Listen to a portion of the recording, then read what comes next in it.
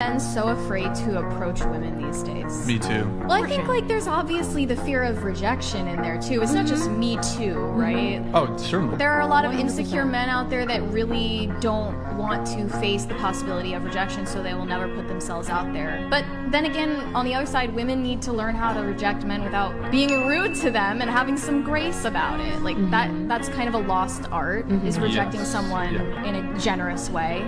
Yeah, I 100% agree. A lot of men will have the experience of going up to a girl, and it's like, it can be pretty brutal, the ways in which men get rejected. Certainly in like a party type environment, if there's alcohol involved, even a guy who like in a very polite way goes up to a girl, like when alcohol's involved, people can be very obnoxious and brutal. And also with social media, men are also scared of like, they don't want to come off like a creep, not just in that moment, but then like if the girl goes and tells all her friends, oh, this guy came up to me and approached me, and I don't know, so. She could record you. Yeah. Why are men so afraid to approach women these days? Me too. Well, I think like there's obviously... On Squad, it's your dating coach, Jared Wynn. We're back with another banger. On this video, we're gonna go over why men, are we afraid to actually approach women, or do we just rather choose not to approach them?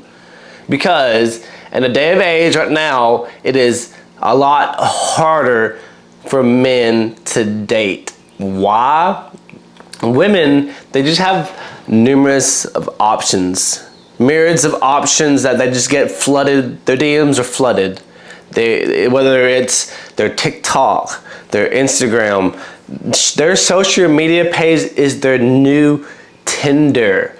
They don't even have to have Tinder no more to be flooded.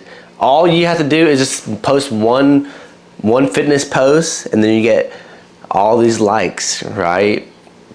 Post one bikini photo and get all these people saying that you're the goddess, right? You know what I'm saying? But truly, us men, including myself, we've put these women on a pedestal, right? We've given these women too much validation. We've been sucking on their nipples, giving them too much compliments, making them feel like they don't stink, right? They don't smell like fishy. They don't need a douche no more. But in reality, they have to douchebag their own lives. They have to clear some of that egotistic thoughts in their mind that's gonna make them feel like they're just like the best. Because it's so funny, in the gym the other day, my buddy said, he literally named the blonde girls as Barbie, the fake Barbie, the wannabe Barbie, and the real Barbie.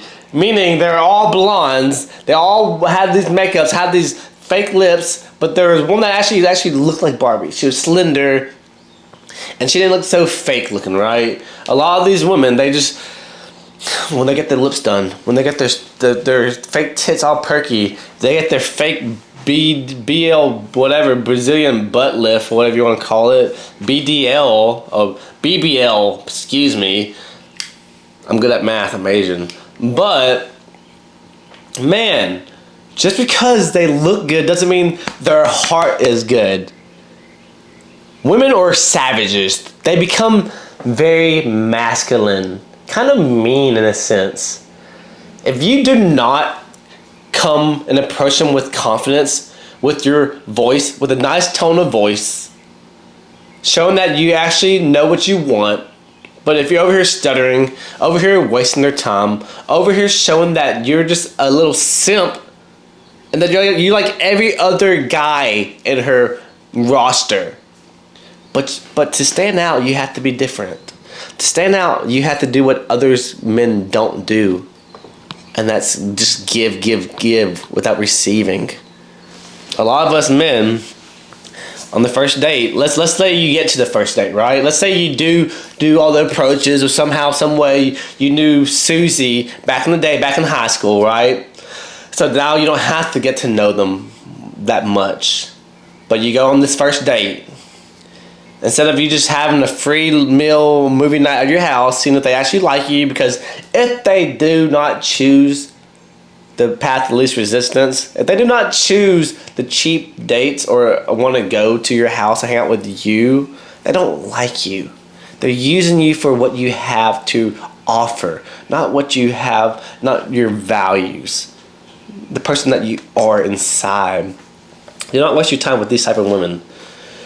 They will drain you mentally, keep you on red, give you just enough to make you give in, and then they leave you on red. Y'all stop talking, you give them some distance, and guess what happens? She sends you another text message again, and the same cycle begins over and over and over. But you have to put a wedge into that cycle. You have to stop it right there. You have to be the one that does not reply no more, that has to ghost her, because she's testing your bandwidth. She's testing your, we call it this. My coach calls it your sexual, well, I don't know what he called it, but I can't remember, guys. But they see where you stand, right? Just like a male, like a mammal, right? These lions, they got a female and two males. They fight each other to show who's stronger, to show who's more dominance. And then the winner, he might be all beat up, he may be all tired,